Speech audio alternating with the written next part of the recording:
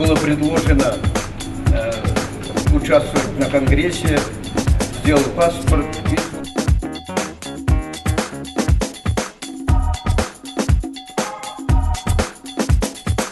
На този етап ще правим това поетапно. Когато дойдат, тогава ще ги представим. У нас е така един бележит българин, заслужилият деятел на културата на Човешката република, академик.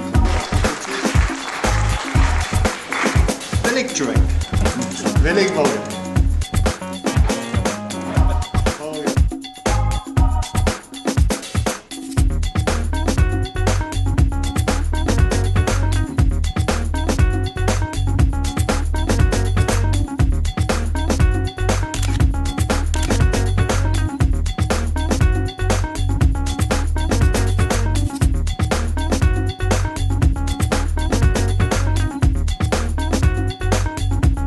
Я вижу.